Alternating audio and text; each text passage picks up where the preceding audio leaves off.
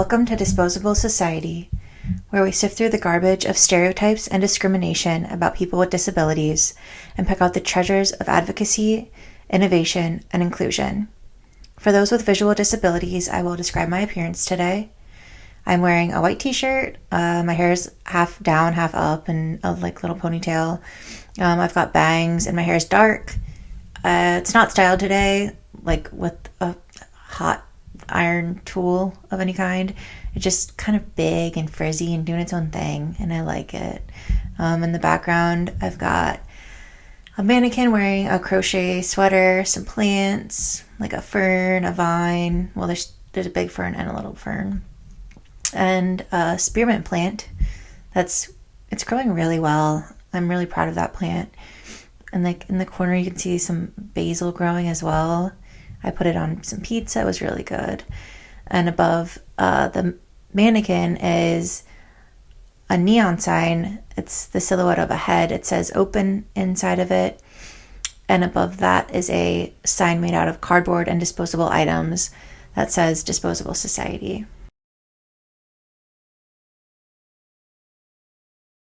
Who was the first public figure with a disability to come to your mind? What are the notorious attributes about them? Does their disability coincide with their notoriety?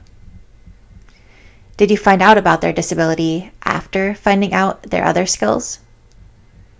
Are they creatives, athletes, geniuses? Or are they promoted as creatives with a disability? Intelligent and athletic in the face of disability? Examples of perseverance despite a disability. The public figure you thought of most likely falls into one of these descriptions. Publicly framed as a poster child for disability, neat and tidy examples of the good disabled. Even a quick Google search for people with disabilities forecasted disability as something that can and should be overcome. As we discussed in previous episodes, though, promoting upstanding, unrealistic examples of the good disabled socially signals the negation of that. If someone with a disability isn't a professional athlete or selling out their work at art galleries or making profound scientific discoveries, they are seen as socially deviant. And Robert McRuer, writer of Crip theory, which is cited below, so check it out, but he kind of dives into this idea more about the good disabled versus the bad cripple. Robert McRuer conceptualized and coined the term Crip theory as a way to apply ideas from queer theory to disability studies. Right off the bat, you see the use of formerly derogatory terms queer and cripple, a taking back of the terms as a power move. We also saw this with the 2010 slut walk movement within the third wave of feminism. I find myself conflicted with this approach. I feel it provides a platform for mockery and for people to interface with disabilities solely to make fun. On the other hand, those same individuals likely would not think twice about interacting with the theoretical framework if they were called something more PC anyway. So there is something to shock value and enticing people to look more into disability studies by calling it Crip theory. The idea of the good disabled is mirrored in queer theory. And McRuer provides one example from an article by Gabriel Rotello called Creating a New Gay Culture, Balancing Fidelity and Freedom. The image within the article depicts a domesticated scene with one man relaxing on a couch with a cat in his lap and another man standing behind the couch. It is a picture-perfect, proper, domesticated couple in an orderly home. The image of the good gay in media, like the good disabled, always has the shadow side. Just as the promotion of normal insinuates abnormal, the promotion of the good gay insinuates the bad queer, and the good disabled, the bad cripple.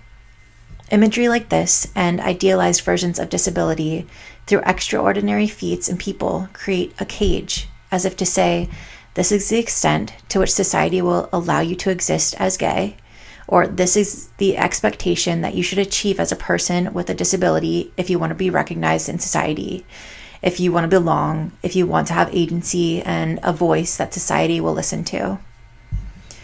McRuer also discusses the cover of a book called Labor and Monopoly Capitalism by Harry Braverman, published in 1974. The cover uses images from early 20th century range of motion studies that were meant to show workers proper form for efficiency at work. Ultimately, this reproduced normalizing able-bodied representations of work, essentially telling people with disabilities that their unique ways of moving were not welcome within industrialization, and that bias has internalized in the public consciousness and lingers today. Things happen at my job occasionally where I know there's a fly in here. Get. It's like on my nose. This is my life. Get. There are things that happen at my own job where I know that I'm not meeting the aesthetic standard that maybe an events sector would like to uphold all of the time. I'm lucky and I'm grateful that the place that I work isn't as strict as other places.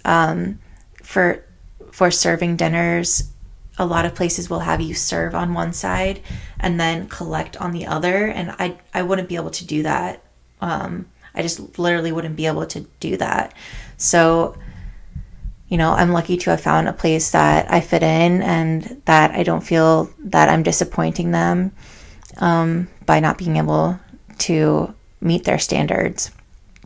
Something happened this past week, actually, where I was called by my boss to draw a curtain back for a bridal party to walk down the aisle. So we would open and close the curtain every time somebody from the wedding party would be in line to walk down the aisle. And I was on the wrong side of the curtain for me to be able to draw it back. So the curtain was on my right-hand side. So instead of being able to draw it back with my right arm, I had to reach across with my left arm and draw it back this way. And I felt like the wedding coordinator looked at me squarely. I don't know the intent behind her look at me. It could have been internalized imposter syndrome on my end. I've worked really hard at releasing imposter syndrome from myself, but fear of being perceived as less than human or inferior keeps people with disabilities isolated. Fear of branching out, fear of stigma. All of this is thoroughly explained through Erving Goffman's stigma theory, and I would definitely like to dive into that theory soon. And I talk a little bit about imposter syndrome in one of my research pieces that is on my Substack, and my Substack is linked below. So the work domain pushed people with disabilities out through negation of diverse ways of completing tasks. But exclusion of disability was also established in the household domain with the emergence of domestic sciences and home economics classes in the late 19th and early 20th century, coinciding with industrialization. In these fields, disability is propagandized as absent of femininity or masculinity, absent of sexuality. So someone with a disability can't fill those traditional roles that the household was founded upon. So disabled identities are pushed out of work and the home. McRuer outlines one narrative example of this loss of agency at home using Sharon Kowalski's story, and it's a superb example because it shows the intersection of queer theory and disability studies. Sharon Kowalski was in a relationship with Karen Thomson, her first lesbian relationship. They were rather closeted, living in a progressive area of Minnesota, but Sharon having grown up in a traditional part of Minnesota that was still dependent on industry. So those normalcy bounds in the workplace and at home were heavily influential for Sharon and her family. Sharon was hit by a drunk driver and lost mobility, including the ability to walk and to verbally communicate. She maintained mobility in her arms, so she was able to use facilitated communication. So like an iPad, a keyboard, a spelling board, something of that nature. Facilitated communication is actually really interesting. The history is interesting. Public attitudes surrounding facilitated communication is interesting, and that's definitely an episode that I will be doing in the future. But through this communication avenue, Sharon expressed her desire to go home to Karen, to be with Karen, the woman that she loved, but her parents did not recognize her request because, one, they did not recognize her lesbian lifestyle as legitimate or a real relationship. Two, they did not recognize someone with a disability as a sexual being capable of a relationship to begin with. And three, they did not recognize her form of communication as substantive, even though it was originating from the same damn thought processes as verbal communication.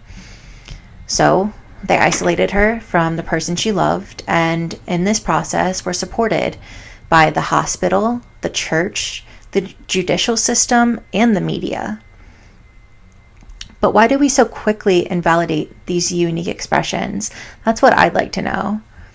People who use speech also use alternative expressions all of the time, like florography, communicating through the symbology of flowers, for example, communicating through emojis, any form of symbology, communicating through body language. Ultimately, it's a compelling but infuriating chapter of McRuer's book, but you should definitely check it out.